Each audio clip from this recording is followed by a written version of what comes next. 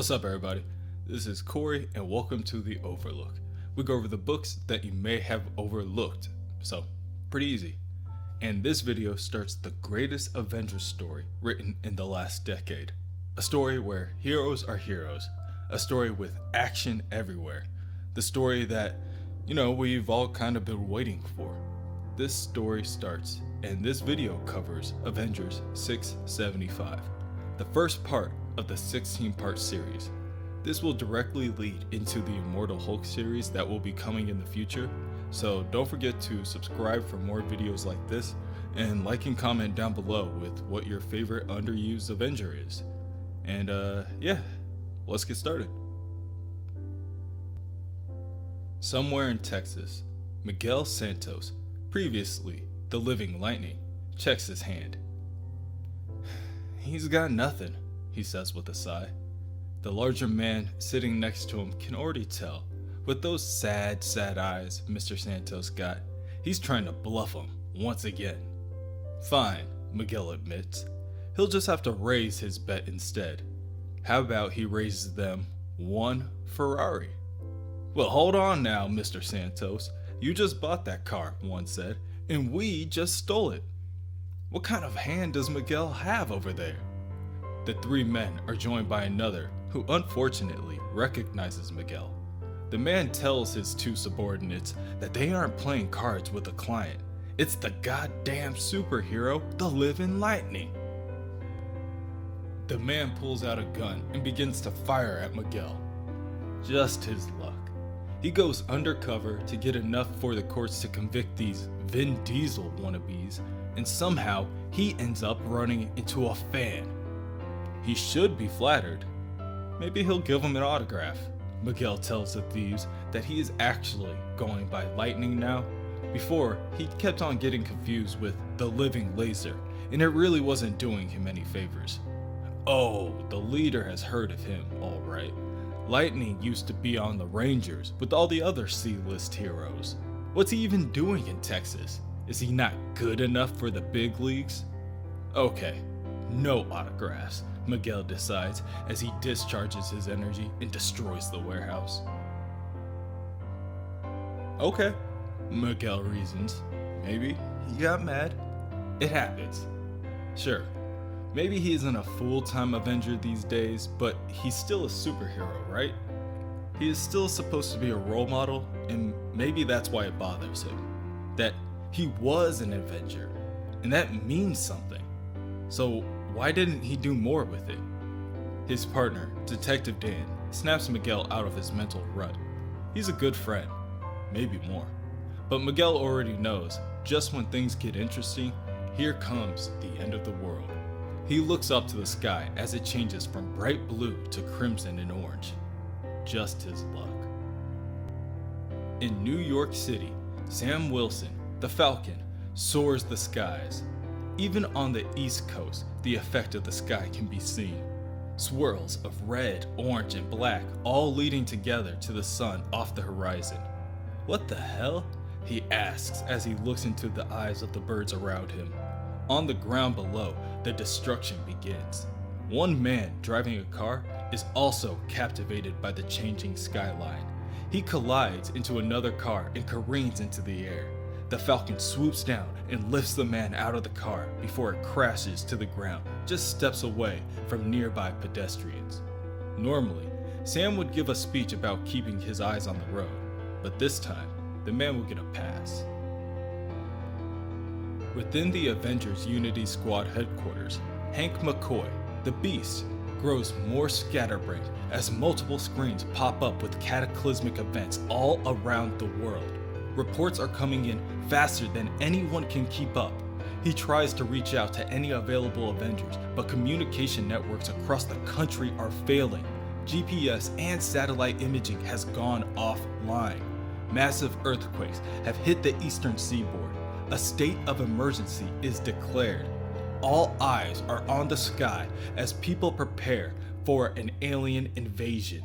Commercial and private aircrafts are being grounded worldwide. Emergency services are overwhelmed with calls.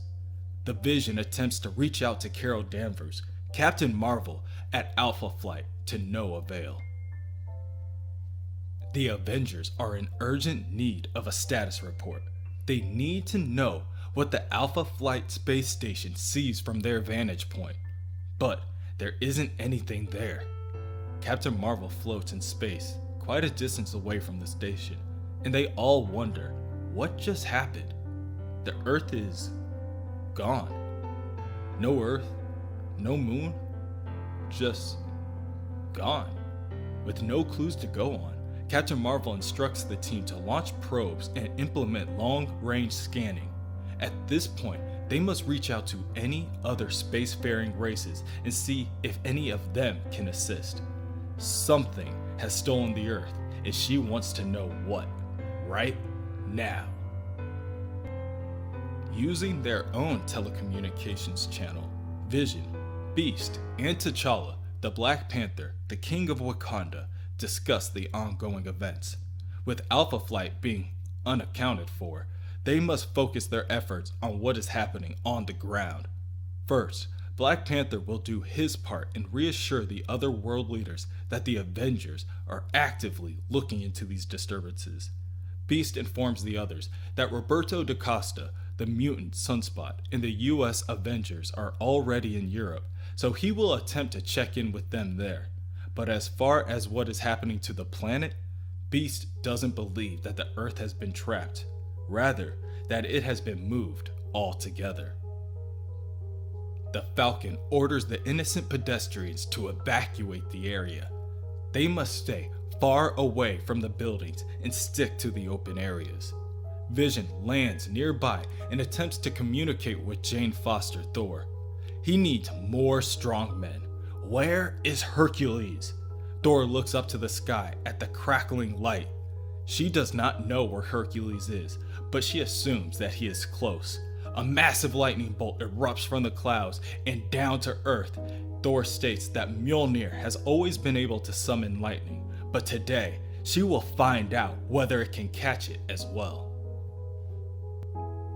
Thor lifts her mighty hammer to the sky above, and the lightning bolt connects, firing off energy in dozens of different directions. One bolt hits a nearby statue of Atlas, carrying the world, and the man crumbles to pieces, letting loose the stone earth to roll down the surrounding area, carving through the ground itself.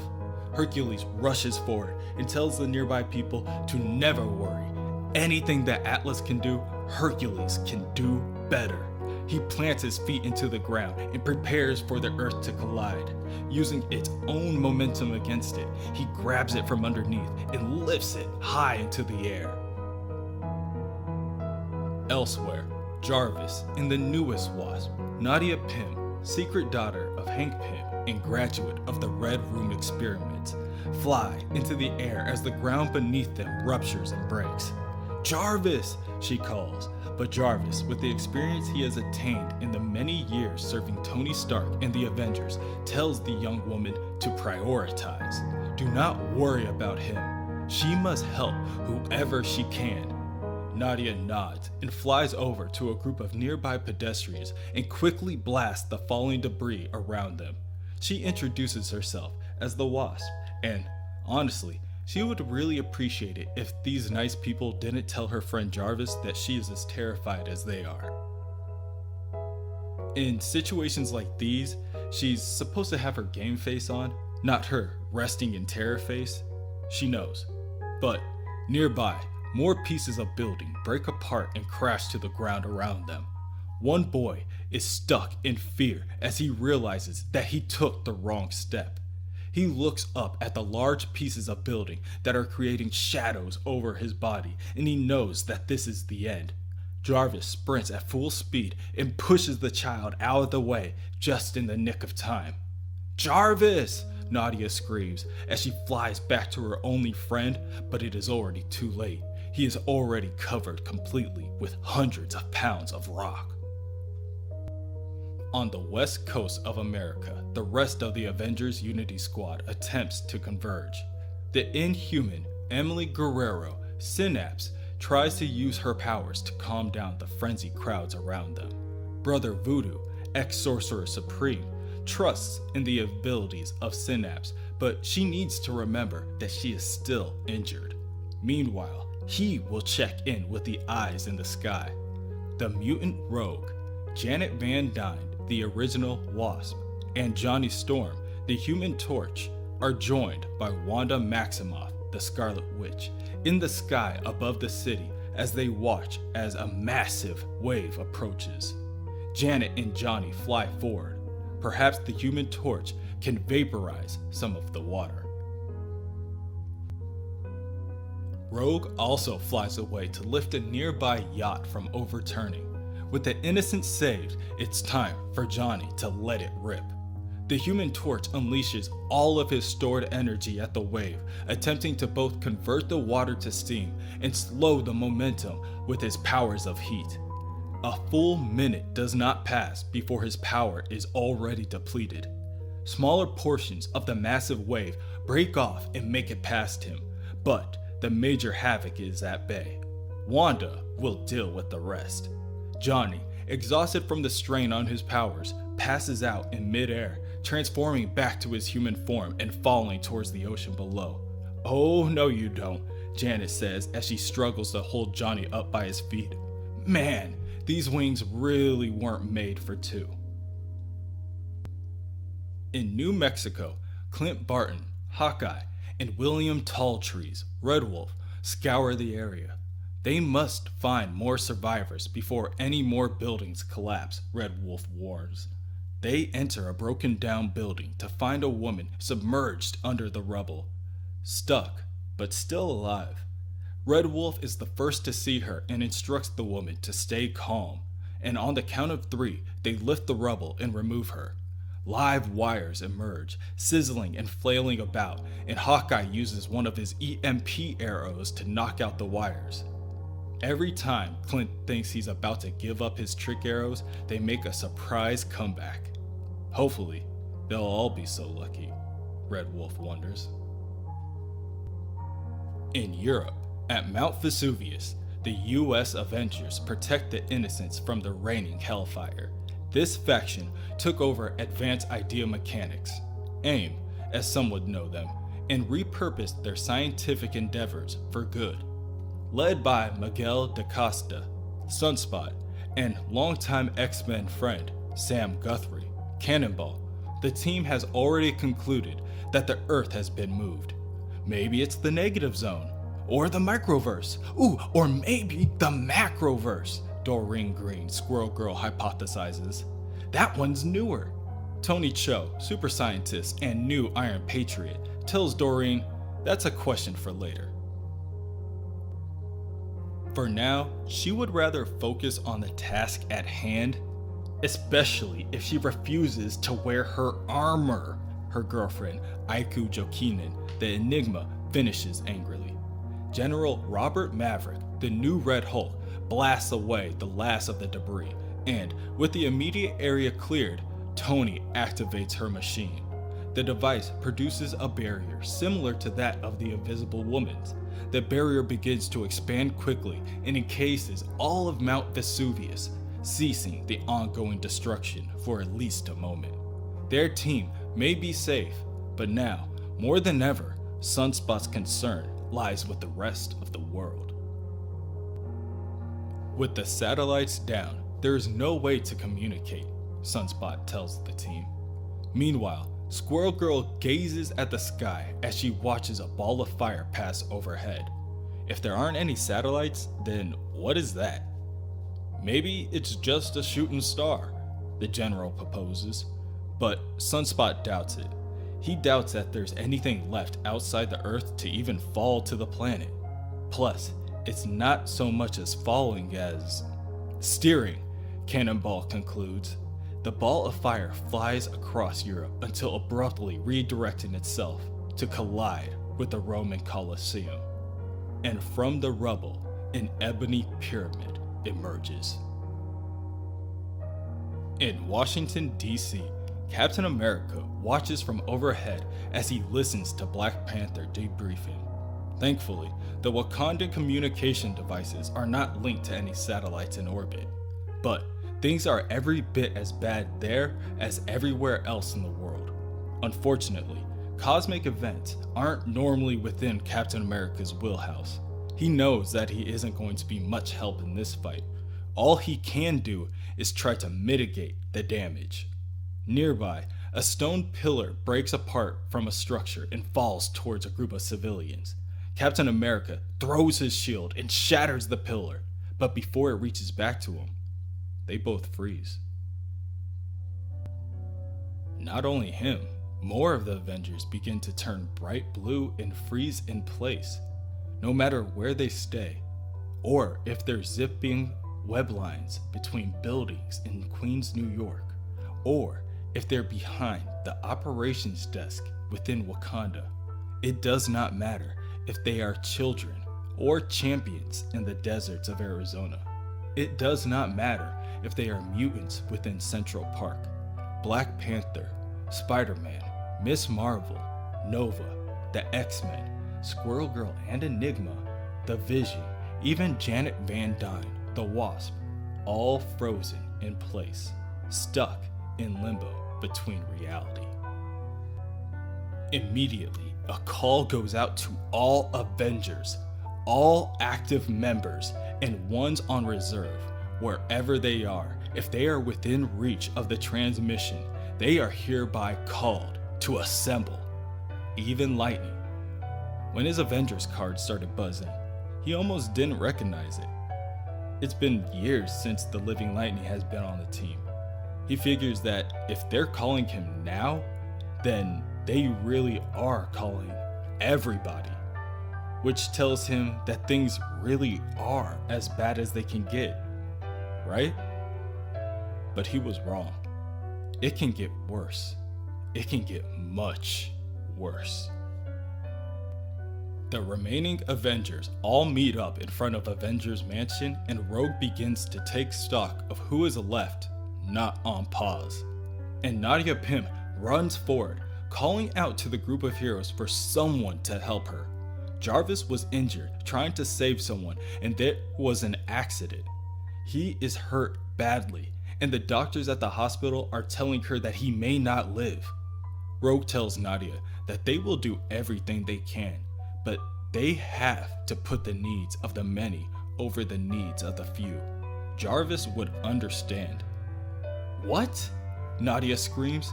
After everything Jarvis has done for them, they would just let him die? He's not their priority? Well, he is for Nadia, she tells them before flying off. Miguel has spent years remembering the Avengers as a perfect team. Sometimes it feels like he forgets that they are people too. People who have been through a lot lately. And sometimes people don't do so well. Beast follows Nadia off into the distance, hoping that his medical expertise will be of use. In Quicksilver, Pietro Maximoff watches as they rush by. Well, he starts, it's good to see that Rogue still has her excellent leading ability. Rogue tries to silence Pietro, but he asks her what she could possibly do now. Fire him from the Avengers again? What a joke, he scoffs. Why did Rogue even include him on the high alert call anyway? Like Miguel said, sometimes people don't do so well. At least, not without a little hope. A voice from behind the group tells Quicksilver that Rogue didn't put out the Avengers priority call. She did. Heads turn and gasps are heard as the remaining Avengers let out small cheers and sighs of relief. It's her! After all these years, it's her! The Scarlet Witch, for one, had never given up hope. Wanda knew that when they needed her, she would be back. Always, the woman reminds Wanda, because you know what they say, once an Avenger, always an Avenger. The Falcon knows, more than most, that when you see life through a bird's eyes, you see the bigger picture. Sometimes, that means looking at horror and seeing the helpers, the heroes, and not the costumed variety, though they do have things in common. When the worst happens, they come together. They assemble. In the hospital, The Beast and Nadia Pin, the Wasp, hook up their own personal equipment to the medical machinery already in place in order to get a more accurate reading on Jarvis's condition. And according to his bioscan, something is very wrong. So, what's the next move, Voyager? Falcon asks the woman in yellow. Valerie Vector, aka the Voyager, was thought to be dead. Now that she's back, the Falcon suspects that she will bring together the 3 teams of Avengers, plus reserves, to rescue the stolen Earth. However, Valerie informs Falcon that she has no intention of leading the team. She has been gone for a long time, and there are Avengers present who probably don't even know who she is. I find that hard to believe, Falcon states. She did help start the team, Lightning interjects. Hell, Voyager is a lot more known than he is. And she's more than a founding member, at least to Quicksilver. When the original team disbanded, and him, his sister, and Hawkeye joined, Valerie stayed. Wanda tells Valerie that she was the heart of the team, and if Vision were awake, then he would say the same. And they all remember that day when Valerie, their heart, was lost. When Kang the Conqueror teamed up with the Grandmaster, hope was all but lost for the 2 villains until they realized they still had a final battle to view. The villains gaze upon Kang's Visi-screen in order to watch their last warrior, Victory, the electromagnetic man, fight against the founding Avenger, Voyager. Victory boasts, stating that his energo field gives him mastery over reality itself. Nothing can prevail against it. The Voyager will just see about that. She has a few tricks of her own. However, when her portal field begins to react poorly with Victory's own powers, the uncontrollable swirl of energy disintegrates them both. The Grandmaster will call that a draw. It was a dark day indeed. The other Avengers looked for her, but they failed. Voyager explains that when their powers reacted against each other, Victory was killed outright, and she was removed from normal existence, even from memory. Years passed, and she watched how everyone moved on. It was like time passing in a dream. When the Earth was stolen, somehow it jolted her back into phase, and she came back only knowing one thing for sure, that the world needed Avengers. Voyager has been out for a decade or more, so when it comes to good leadership, she knows that the Avengers already have all that they need. The Falcon looks at Voyager, and all he sees is a class act. The whole room would follow her into hell, but instead, she defers to 3 strangers, and they may be off to a rocky start. This is Grand Theft Earth. The moon is gone. They're getting earthquakes, volcanoes, and tidal waves. A whole gambit of heroes and villains stuck in suspended animation, and they have lost all connection to the world's satellites, including the Alpha Flight Space Station. Tony Ho, the Iron Patriot, informs the others that she has instructed AIM's science team to begin work on low-orbiting drones to bounce signals off of. It will at least give them some communication for now. Falcon, at the moment, can only get a view of the immediate area. His powers have their limits, and right now, with the birds panicking like this, his eyes are of little use. Perhaps magic will work, he suggests. Unfortunately, Wanda informs him, with the constellations altered and Gaia in chaos, a magic solution may be unpredictable at best. With the way things are now, anything could happen in the wider world and they would never know. Somewhere In Egypt, the clouds in the sky turn gray and begin to spiral. Wind picks up on the ground and people watch in both amazement and horror. Lightning continues to build until two powerful bolts strike the earth only a few feet apart. Enter the players of the game, the Black Order and the Lethal Legion. The Black Order, known far and wide for their misdeeds in servitude of the Titan Thanos.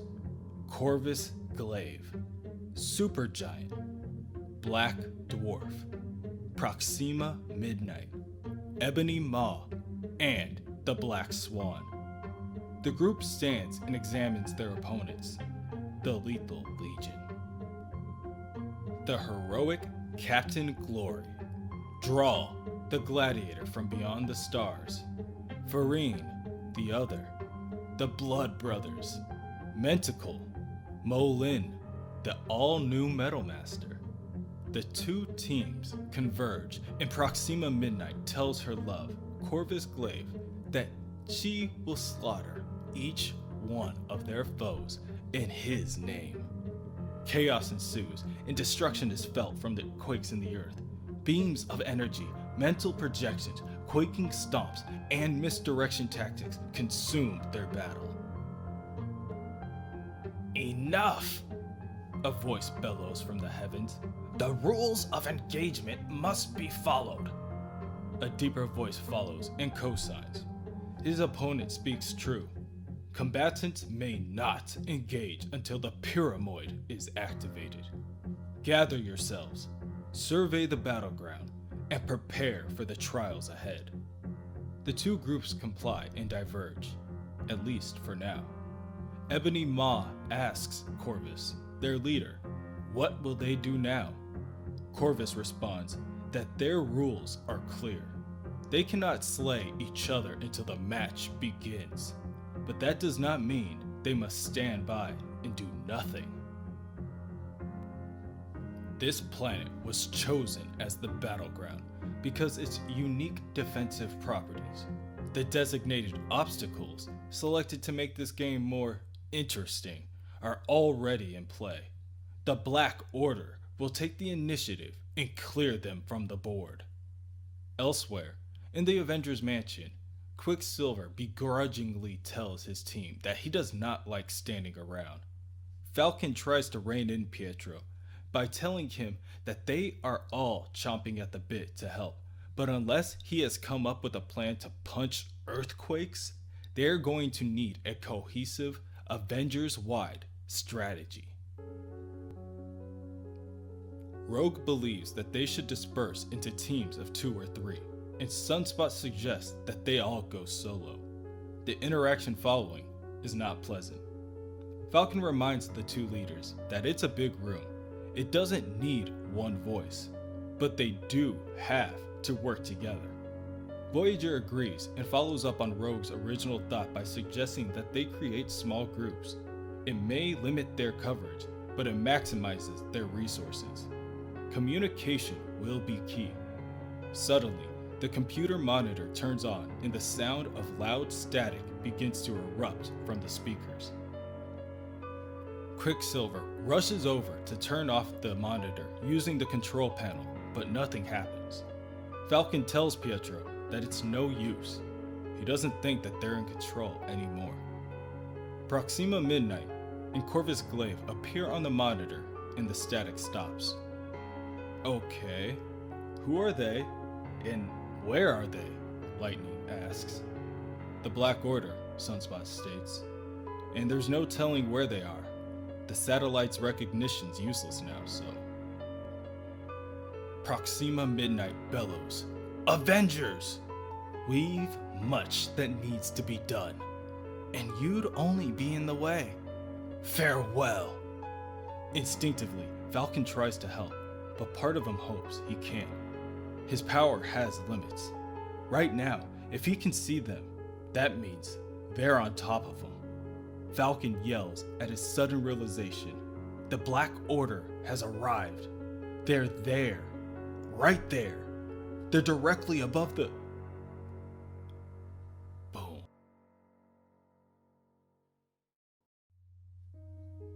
As usual, Quicksilver notices it before anyone else. A sudden dip in the air pressure, the faint taste of electricity on his tongue. Something is happening to the mansion. Of course, he realizes, Earth's mightiest heroes all gathered in one place. The perfect target. Pietro begins to race to his teammates. He must evacuate the building as swiftly as possible. But even for him, there's no time. The explosion goes off and destroys the Avengers mansion, and the Black Order hover above the wreckage as they watch as the smoke dances to the sky. In a tick of a second, the Avengers are no more. Proxima Midnight assumed that their strike would feel thrilling, not anticlimactic. Black Dwarf agrees. He asks for someone to please explain how Earth was chosen as a playing field because of its unique defenses. There is nothing unique about dying at the hands of the Black Order. They did die, right? Supergiant does a telepathic sweep of the area and finds no trace of life. Earth's mightiest heroes are gone. Elsewhere, within an Avengers auxiliary base, the entirety of the team appears within a flash of blinding purple light. Voyager drops down to her knee to try to regain some of her strength. When Wanda shows some concern, she explains that she will just need a minute. She hasn't teleported a group this large in quite a while, while some of the other Avengers, like Lightning, also take their time to rise to their feet. Quicksilver is already urging the others that they need to take action. They need to strike back. They can't afford a moment's hesitation.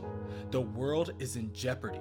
They are Avengers. They don't play defense. The three leaders, Falcon, Rogue, and Sunspot, who is currently going by Citizen V, tell Quicksilver that they need to be patient. They are miles away from the mansion, and now Voyager needs time to recharge. They need a strategy. There is still too much that they don't know. Like, what is immobilizing certain Avengers in mid-stride and why? As far as they can tell, what just occurred isn't the typical Black Order play, which means there's something else involved. But the question is, what? Elsewhere, somewhere within the cosmos, the Grandmaster watches as a piece on the board crumbles. For when the one great scorer comes to write against your name, he writes, not that you won or lost, but how you played the game. Grantland Rice, I shall miss the people of Earth. I think, in some ways, they almost understand. The other being responds to the Grandmaster that the people of Earth understand nothing. You understand nothing. You chose this board. Now my pawns control it. And the game hasn't even begun. But please, indulge your sentiment. It will comfort you as you cease to exist. The Grandmaster meets the being's gaze, but does not respond. Instead, he ascends a small staircase to be met by 6 pyramids, all floating in different shades of color. A red one, an orange, a yellow, a blue, and a purple pyramid, each and every one pulsing with a powerful energy brewing inside. First move, then, Challenger. Each to his element. I choose Earth. Sentiment, as you say. The Challenger growls again. A weakling to the end. Fine, then I will choose fire. Within the Avengers Auxiliary Headquarters, Tony Ho, the Iron Patriot, checks in with Beast, who is still with Nadia Pym, the Wasp, within the Midtown Hospital, examining Jarvis. They are doing what they can, but something is wrong with Jarvis. It's like his brain is fighting itself. The Beast has never seen anything like it. Suddenly, within the base, the global crisis alert goes off. They already know that they are in a global crisis. What else could possibly be going wrong? Asks Citizen V. Actually, Roberto, Tony begins, this is new. News reports say it started with a column of light blazing into the sky in Rome, the Colosseum, and another in Peru. That was 10 minutes ago. Both sites are now suffering rapid and severe environmental effects with, get this, a side order of alien invaders. The Avengers know that this must be the work of the Black Order. Quickly, the leaders decide to start splitting into teams. At last, Quicksilver thinks, a chance to prove myself. Citizen V decides that they must organize into 2 away teams, 1 per threat, and 1 reserve unit that will remain at the base. Wanda nominates herself and Jericho to stay.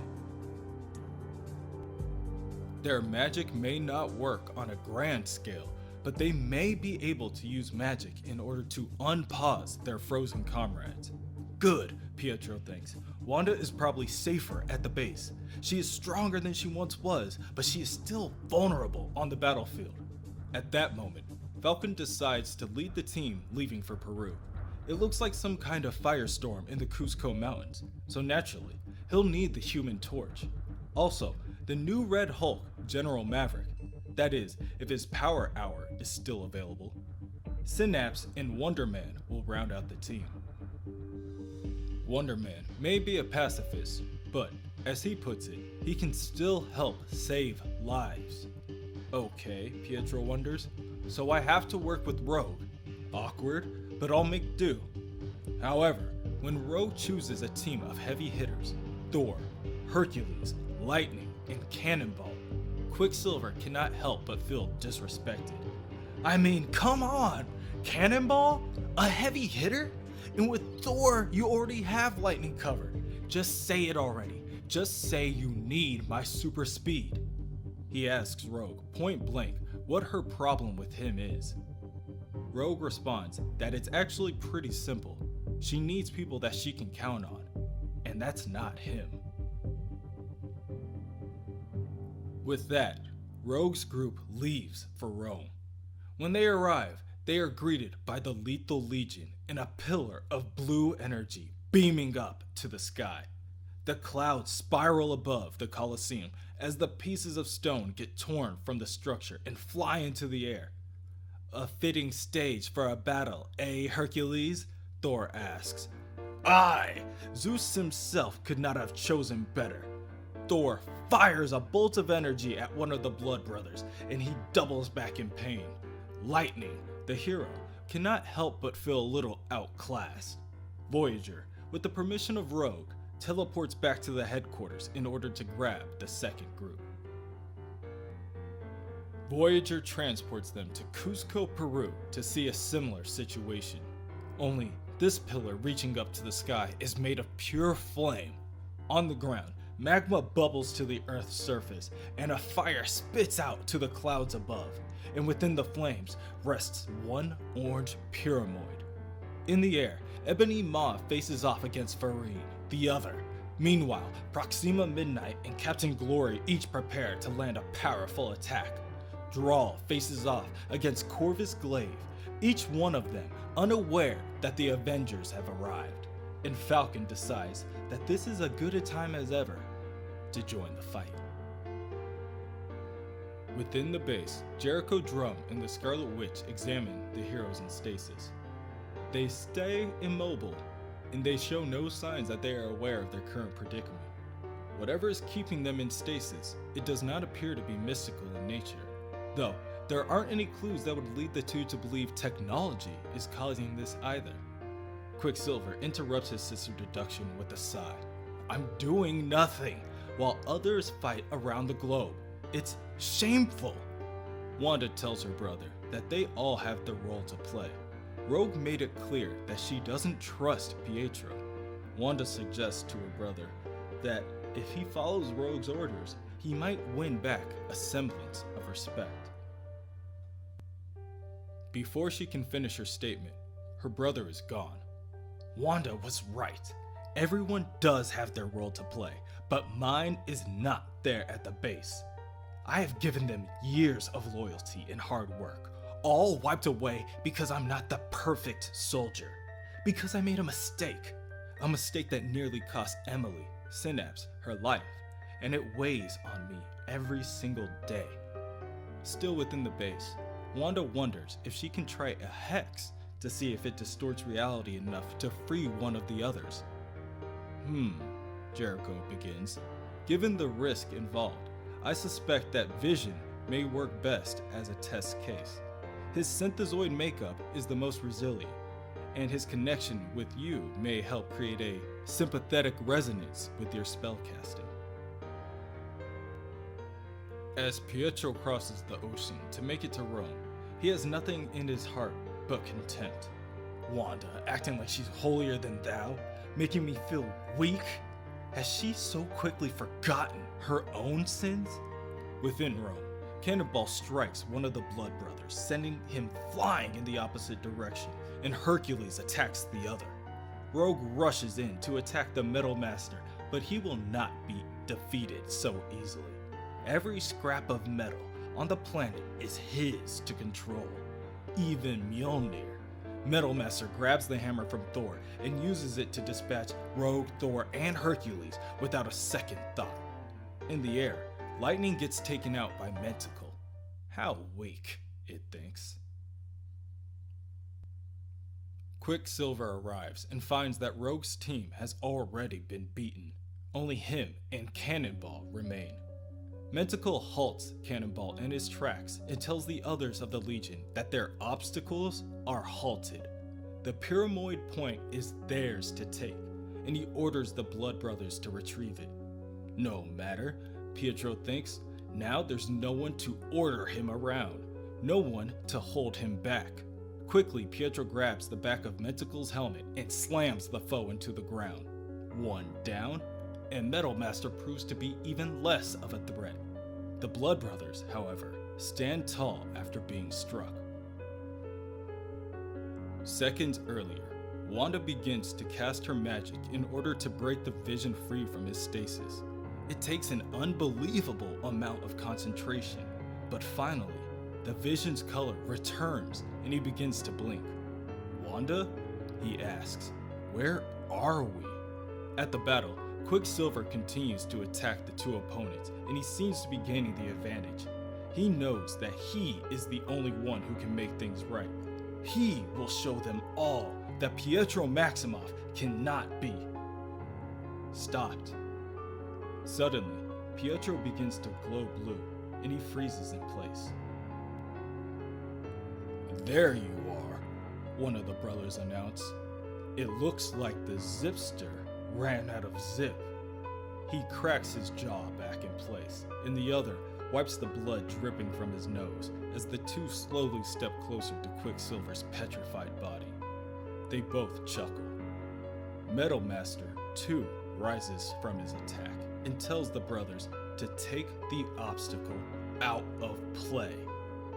Our pleasure, one of the brothers tells him as they both begin to beat down on Pietro. His body, still frozen blue, does not break, but the world around him does.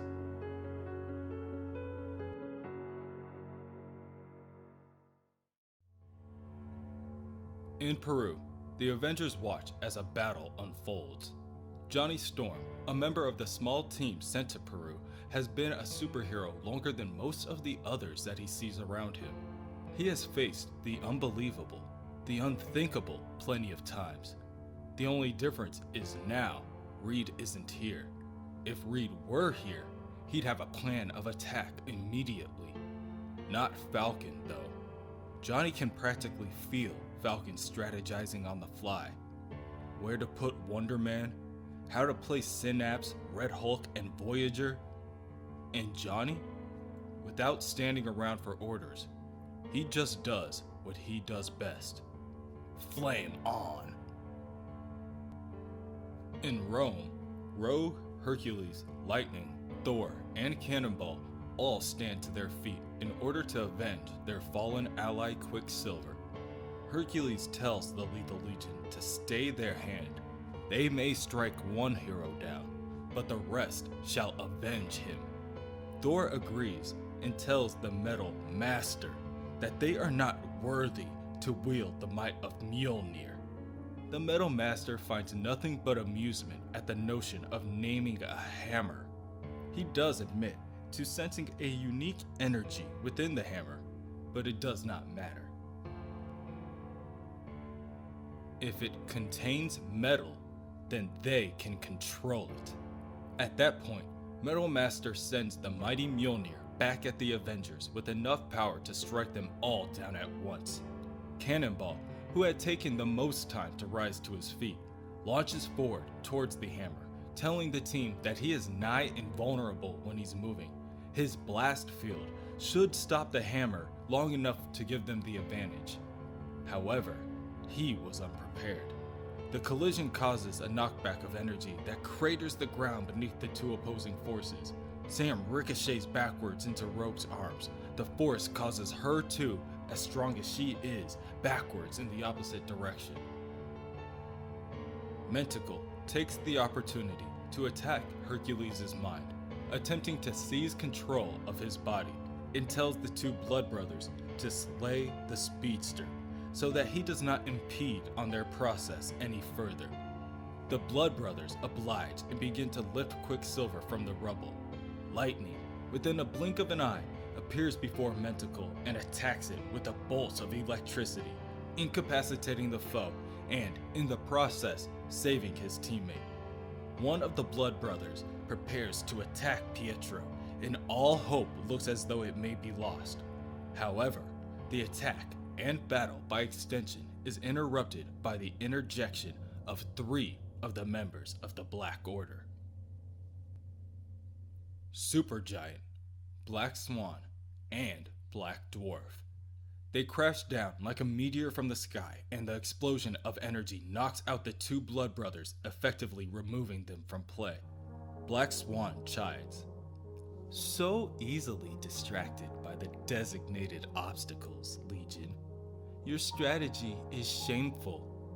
The Metal Master hates to admit it, but the Black Swan is right. The Lethal Legion wasted their time instead of attempting to score the first point.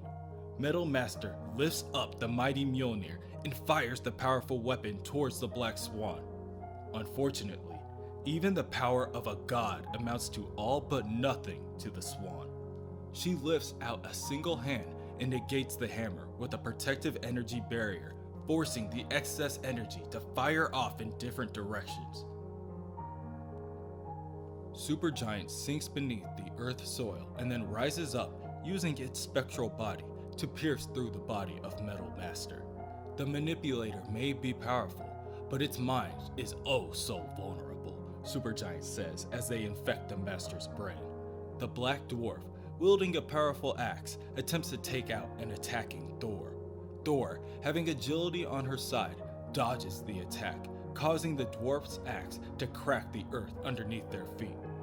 Yes, the Black Dwarf says, let the Black Order show how the game is played.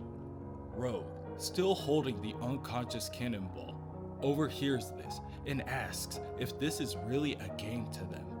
All this pain and destruction is just for a game? Who the hell is behind this?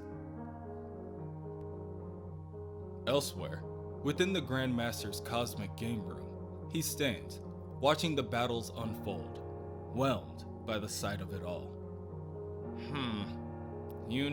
I thought they'd have worked it out by now. The Challenger responds. Then, that was only the latest in your many errors, Grandmaster.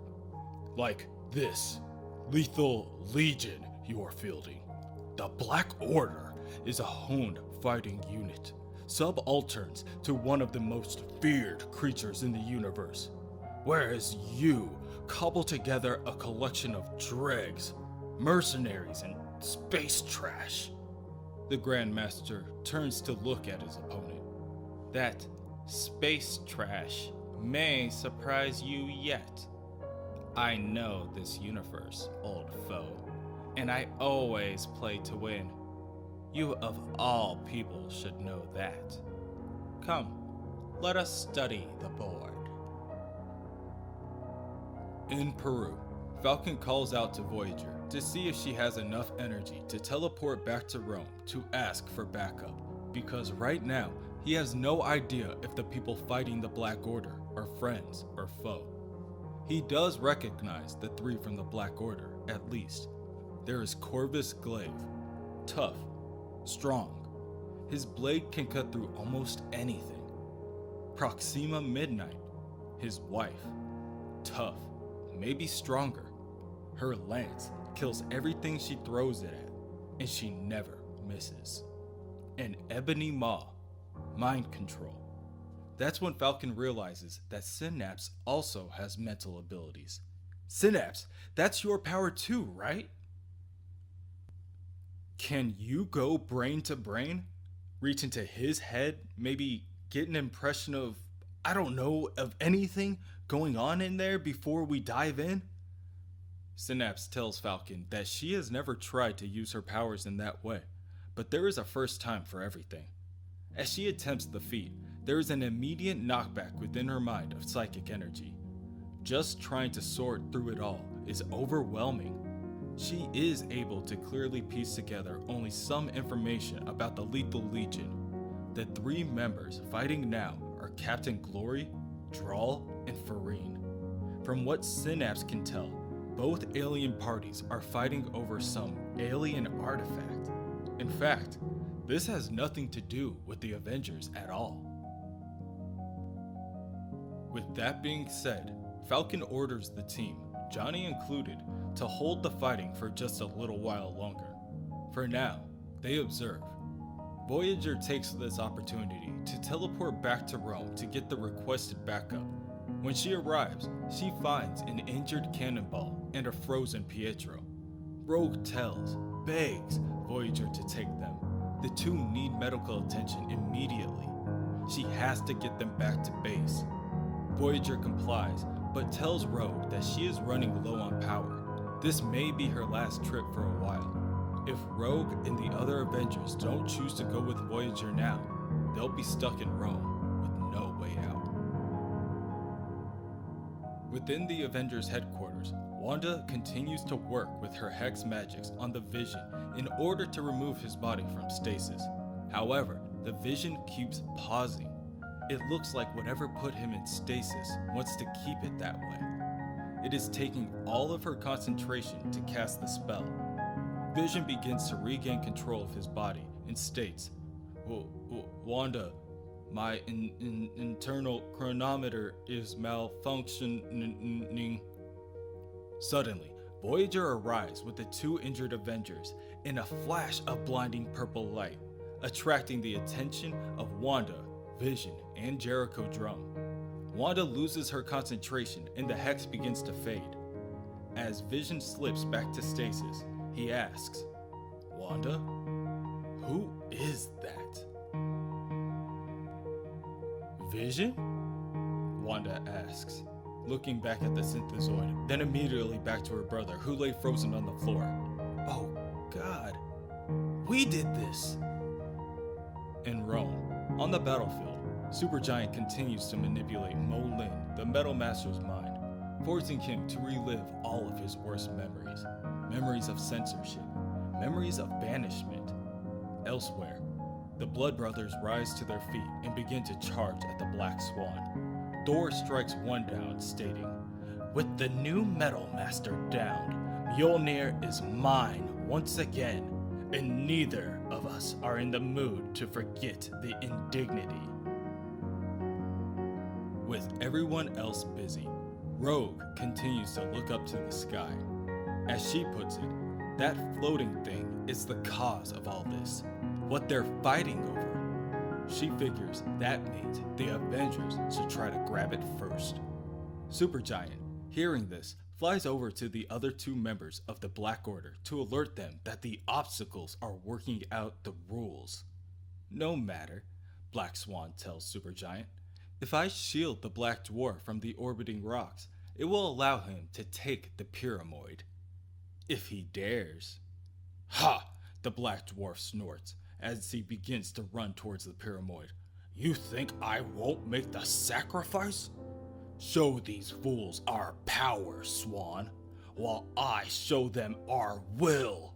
The will of the Black Order! Black Dwarf grabs a hold of the Pyramoid and lets out a blood-curdling scream in pain as his body disintegrates at its touch. A blinding purple light erupts and paints the sky. Shortly after, the explosion of energy comes together in the form of a number 1. Black Swan smirks to her partner. First point to us. Supergiant, we're done here. The two teleport away, leaving only the Avengers and the 3 members of the Lethal Legion left standing in their wake. The Blood Brothers decide that they must chase down the Black Order, and Thor shares a similar thought process. However, Rogue tells Thor to wait. They were going to grab the Pyramoid first, remember? So what happens when the team in Peru tries the same thing? At this, Lightning leaps off without a second thought. He races off to Peru at the speed of pure electricity. At the moment, he knows that he's the only one who has any chance to get to Peru in time to warn the others. He just hopes he's fast enough. In Peru, Corvus Glaive attacks Farine, master of martial arts and agility. As Corvus swings his powerful weapon, Farine assaults with a flurry of fists. Corvus, without a pause in attack, asks his opponent, Ebony Maw says your name is Farine. Does that have any significance? Farine responds that their name means Soul of Iron. It means the last name that Corvus will ever speak. Corvus gains the upper hand and uses his weapon to catch Farine in mid-air and pin them to the ground. Interesting. In my native tongue, it means something altogether different. It means victim, Corvus says as he begins to lunge his weapon down at his opponent's neck. Now die! Suddenly, Corvus is interrupted by a charging Red Hulk. After the Hulk attacks, the other Avengers fly in to follow suit. Falcon co-signs with the Hulk. As Avengers, their first job is to save lives, even the poisonous ones. On the battlefield, Proxima Midnight and Drawl's weapons collide, both women shaping the earth beneath them with their power. Proxima Midnight warns Drawl, stating, "There are 6 total in your legion, Drawl. If you wish to best me, you would be wise to summon them all to your side." Their battle too is interrupted, this time by Wonder Man, who uses his unlimited power to easily push the women apart. Captain Glory of the Lethal Legion, however, is easily able to take out his opponent, Ebony Maw, with a blast of energy. Seeing this, Falcon instructs Synapse to do what she can to keep Ebony Maw down and unconscious for the remainder of the fight. He then looks for Johnny Storm, the Human Torch, for more assistance, but he is nowhere to be found. Johnny is too busy locking his eyes on the prize. Whatever that gadget is, he thinks, if the Black Legion Order League wants it, it's something bad. As Johnny makes his way to the Pyramoid, Proxima Midnight and Drawl both turn their attention on him. He answers this by sending a barrage of fireballs their way in hopes to stall the 2 women for a little longer. Proxima answers this by throwing her lance towards the torch. It may never miss its mark, Johnny thinks, but I bet it can't follow me into a cosmic firestorm. At that moment, Lightning arrives overhead and sees it all. The Pyramoid, the lance, Johnny. But he still has time. Lightning can still make it. On the ground, Red Hulk is distracted by the commotion in the sky. He pieces together that the objective is the glowing floating doohickey.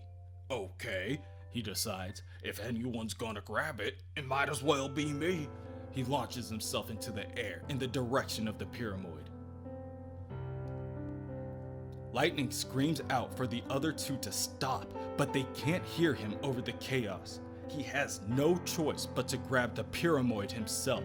He is just some Z-list hero who only got called in because everyone else couldn't make it.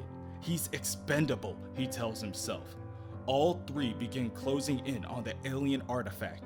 Lightning stretches out his arm, and Hulk reaches out from the opposite side. Johnny, from underneath, continues to barrel towards the objective. Again, he thinks, Reed wouldn't need to be told. He'd have the plan immediately. And I know that I have a new team now. Once an Avenger, always an Avenger. But there's still a part of me doing it for the Fantastic Four. And maybe for me. To show the world that there's still life in the Human Torch.